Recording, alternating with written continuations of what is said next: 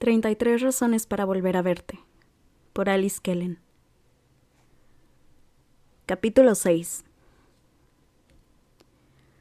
Rachel se acurrucó entre las sábanas y dio unas cuantas vueltas en la cama antes de decidirse a abrir los ojos. Contempló el techo de su nueva y temporal habitación. Podía distinguir la sombra recortada de los árboles que se extendían más allá de la ventana como si fueran un óleo pintado sobre la pared. Buscó a Mantequilla esperando verlo donde lo había dejado la noche anterior, pero no consiguió encontrarlo en el enorme dormitorio. Volvió a dejarse caer sobre la cama. Aquel debía de ser el colchón más cómodo del universo. La noche anterior Jason la había convencido para que se fuera a su casa. Se había quedado sin respiración al cruzar el umbral de la puerta. Una escalera de caracol que ella solo había visto en las películas conducía al segundo piso. Las vigas de madera brillante cruzaban el techo y contrastaban con la decoración minimalista. Luke había tenido que darle un pequeño empujoncito en la espalda para animarla a seguir caminando. Era una suerte que Jason lo hubiera avisado para que los ayudara a cargar las cajas de la mudanza y a llevarlas hasta allí. Y también fue toda una suerte que Mike se hubiese tenido que marchar a toda prisa a Los Ángeles apenas 20 minutos antes de que ella llegara. Según le había contado Luke, en eso consistía exactamente su trabajo, en reunirse con sus socios cuando ocurría una emergencia. Al parecer, durante el resto del tiempo no hacía absolutamente nada. Rachel agradeció su ausencia para poder acomodarse sin vivir en una tensión constante. Aquel primer día, al bajar a la cocina, descubrió que Jason ya se había marchado. Luke le sonrió mientras sostenía con una mano la puerta de la nevera abierta. ¿Has dormido bien? Sí, esa cama es increíble. Sonrió e intentó arreglarse un poco el cabello con la punta de los dedos. Por cierto, ¿has visto Mantequilla? Está tomando el sol en el jardín. ¿Quieres café? Ella asintió con la cabeza. Anoche se lo pasó en grande. Jason se ha encontrado un par de grillos muertos en la puerta cuando se ha ido a trabajar. Eso no me lo esperaba, apuntó orgullosa. Luke dejó los cafés sobre la mesa. ¿Los sigues tomando con 3 cucharadas de azúcar? Preguntó inseguro. Rachel asintió con la cabeza y sonrió tímidamente. Ya lo busco yo. Se apresuró a levantarse e intentar descubrir en qué armario de la cocina guardaban el azúcar. Se apoyó en la encimera de rojizo granito para ponerse de puntillas. ¿A la derecha?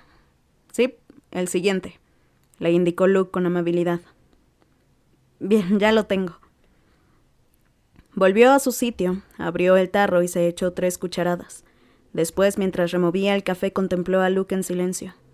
También lo había echado muchísimo de menos. A él, sus bromas, su constante buen humor y su forma de encarar las adversidades. Luke aparentaba un par de años más de los que realmente tenía. No poseía una belleza clásica, aunque era muy atractivo. El tipo de chico que puede pasar desapercibido durante un primer escrutinio, pero no en un segundo. Porque su sonrisa dejaba sin aliento y sus ojos eran de un verde impactante, muy vivos, muy brillantes. No era tan alto como Jason y Mike, pero después de años practicando deporte tenía un cuerpo musculoso y una espalda ancha. Rachel se había dado cuenta de ello cuando, al reencontrarse con él la noche anterior e intentar abrazarlo, no había logrado abarcar el contorno de su torso con los brazos. No sé si voy a saber dónde está cada cosa, esta casa es enorme. Te acostumbrarás. Le guiñó un ojo y ella se mordió la lengua y se abstuvo de añadir que no se quedaría allí el tiempo suficiente como para llegar a acostumbrarse. Entonces te dedicas a entrenar. Rachel lamió la cucharilla del café y la dejó a un lado. Y también das clases de educación física en un instituto, añadió retomando la conversación que habían mantenido tras su ajetreada llegada. Sí, eso hago. Luke frunció el ceño y pareció pensativo, como si deseara decir algo más al respecto, pero no estuviera realmente preparado para hacerlo. Parece una tarea agradable. ¿Te gustaría venir a algún entrenamiento? Es divertido, aunque la temporada de los pequeños ha terminado y ahora me encargo solo del grupo de los de 15 años, y en serio ni te imaginas la cantidad de estupideces que esos chicos piensan por minuto. Ambos rieron. Claro, me encantaría ir, Luke. Será genial. Y a propósito, como no me dé prisa, voy a llegar tarde. Se bebió de un trago el café y mientras se levantaba le dio 2 bocados rápidos a la ciruela morada que llevaba en la mano. ¿Ya te vas? Lucas sintió con la cabeza. Volveré en unas horas. Jason no llega hasta la noche. Pero Luke, no sé dónde está nada. Y me siento un poco rara e incómoda quedándome aquí a solas. Balbuceó nerviosa. ¿Y se aparece alguien? Luke la miró de reojo al tiempo que intentaba, sin mucho éxito, meterse la arrugada camisa por dentro del pantalón vaquero. Nadie viene sin avisar, la tranquilizó. Renata tiene llaves. ¿Quién es Renata? Lo siguió hasta la puerta de salida. La mujer que se encarga de la limpieza y de que no nos muramos de hambre. Aclaró. Abrió la puerta de la calle, pero antes de irse volvió a girarse hacia ella. Ahora que lo pienso, es posible que se pase por aquí Natalie, la amiga de Mike. Es muy insistente, así que si se niega a dejar de tocar el timbre, simplemente dile que ha tenido que irse unos días. Le dio un beso rápido en la mejilla antes de añadir.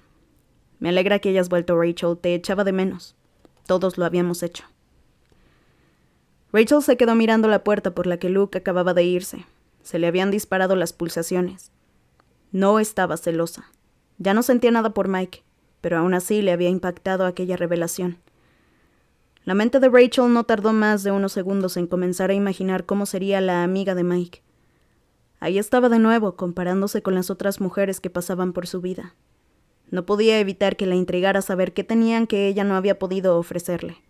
Era algo sobre lo que habría reflexionado durante todos aquellos años. Menuda estupidez perder el tiempo así. ¿Qué más daba ya?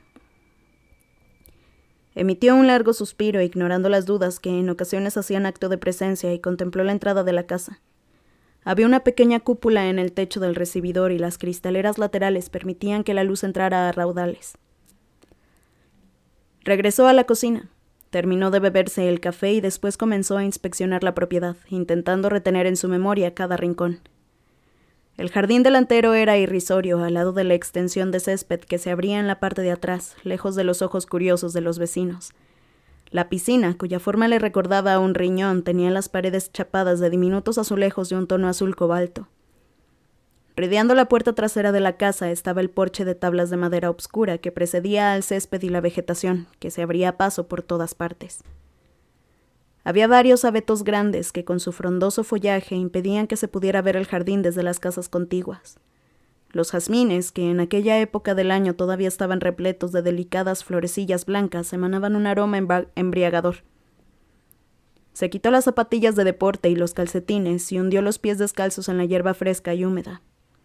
Arrancó una de las pequeñas flores del jazmín y se la llevó a la nariz mientras contemplaba las sinuosas enredaderas que trepaban aquí y allá, las bugambilias rojizas y púrpuras y los recortados setos que recorrían la valla que delimitaba la propiedad. Mantequilla también parecía haber decidido que el jardín era su zona preferida, porque no se separó de su lado hasta que ella decidió volver al interior, y él se hizo el remolón y permaneció tumbado plácidamente sobre el césped. Recorrió las diferentes estancias, desde la lavandería, pasando de nuevo por la cocina y la despensa, hasta la habitación de juegos, un lugar donde había una mesa de billar en el centro, al lado de la televisión y los mandos de la videoconsola, típico de ellos. Cuando subió al segundo piso pasó de largo de su habitación, que estaba repleta de cajas de cartón sin abrir y necesitaba ser atendida con urgencia, y abrió la puerta contigua. Apenas le hizo falta una rápida mirada para deducir que era la habitación de Mike. Emitió un suspiro. Negó con la cabeza repetidamente, cerró la puerta y dio media vuelta dispuesta a entrar en su propio dormitorio y hacer algo útil, como organizarse los capítulos que debía escribir esa semana o mandarle algún correo a su editora para dar señales de vida. Cualquier cosa resultaría más práctica que cotillar la habitación de Mike Garvin, o Cranston, como fuera. Sin embargo, apenas había dado 3 pasos al frente cuando volvió a girarse en dirección contraria y de nuevo abrió aquella maldita puerta presa de la curiosidad. Era capaz de percibir allí el aroma de Mike. En el centro había una cama gigante cubierta por una colcha de color gris oscuro, casi negra, hecha de algún material brillante y suave. Las paredes estaban pintadas de un blanco impoluto que contrastaba con los oscuros muebles de caoba. Una alfombra de pelo largo en tonos azules y grises dividía la estancia en 2, dejando a un lado la cama y en el otro un sofá, frente a un escritorio repleto de cosas diversas, desde un guante de béisbol hasta un paquete de caramelos de menta. Pero no fue hasta que alzó la mirada al techo de la habitación, cuando se quedó sin respiración.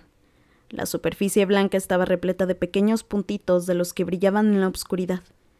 Había miles, cientos de estrellas. Era como si hubiera querido recrear un cielo allá adentro. «Ah, estás aquí». Se le dispararon las pulsaciones al escuchar la voz profunda y rasgada de Mike. Se giró para enfrentarse a él. Yo lo siento», balbuceó. «No pretendía entrar. Solo estaba inspeccionando la casa y entonces...» Sin apartar los ojos de Mike, que había avanzado hacia ella con paso seguro, se movió y tropezó con el borde de la gruesa alfombra. Antes de que pudiera caer, los brazos de él la sujetaron con fuerza y la retuvo en pie. «¿Estás bien?», preguntó en un susurro. «Sí». Se apartó de él rápidamente como si quemara, y en parte así era. Seguía teniendo el poder de provocar que la temperatura de la habitación aumentara en cuanto ponía un pie en ella. Era demencial e injusto, muy, muy injusto. «Bueno, ¿qué te parece?». Con fingida despreocupación, Mike señaló el techo moviendo la cabeza. «No está mal, ¿eh?». Rachel volvió a clavar la mirada en aquel falso cielo repleto de estrellas y después la bajó hasta Mike. Tragó saliva al distinguir la barba incipiente de un par de días que ensombrecía su mandíbula. «¿La verdad?». Se cruzó de brazos. «Me parece una tontería». Un destello de tristeza asomó en los ojos claros de Mike, pero apenas tardó unos instantes en reponerse y lograr esbozar una sonrisa engreída. «Veo que todavía te vuelve loca discutir conmigo». «Claro, siempre fue mi pasatiempo número 1, entre leer y dejar que me trataran como a una tonta ingenua. De vez en cuando me daba por discutir», replicó con ironía. No estaba muy segura de cómo manejar la situación y apartar a un lado el rencor, porque estaba ahí, latente entre ellos, como hebras que los ataban y alejaban a un mismo tiempo. Mike alzó de nuevo la mirada al techo y contó un par de estrellas, las suficientes para calmarse. Él nunca la había considerado una tonta ingenua. Nunca. Y saber que llevaba años sintiéndose así... «Rachel, quiero que sepas que tenía entendido que pensabas quedarte unos días en Los Ángeles. Es una pena que hayas decidido volver antes». Lo cortó. Mike apretó los dientes y se olvidó de qué era aquello que deseaba decirle. Porque no era fácil. No era nada fácil y ella lo estaba complicando todo más y más. «Sí. Sí que es una pena. Te he jodido el plan de seguir cotillando habitaciones ajenas». «Ya te dije...» Emitió un bufido de exasperación. «Ya te dije que solo estaba intentando conocer un poco la casa». Ante los atónitos ojos de la joven, sin mediar palabra, Mike se quitó la sudadera azul que llevaba y paseó su perfecto torso por la habitación mientras caminaba descalzo hacia el armario. Rachel abrió la boca para protestar, pero finalmente volvió a cerrarla. Al fin y al cabo era cierto que estaba en una habitación ajena. Desvió la mirada por su espalda desnuda.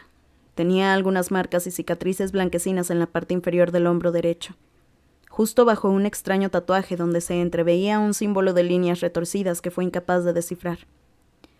Dejó de intentar hacerlo cuando se vistió con una camiseta negra de manga larga y se giró hacia ella. «Tranquila, pecosa». Su voz la sacó de aquel trance. «Puedes entrar aquí cuando quieras. Lo mío es tuyo», le aseguró con un deje de diversión, pero lo decía completamente en serio.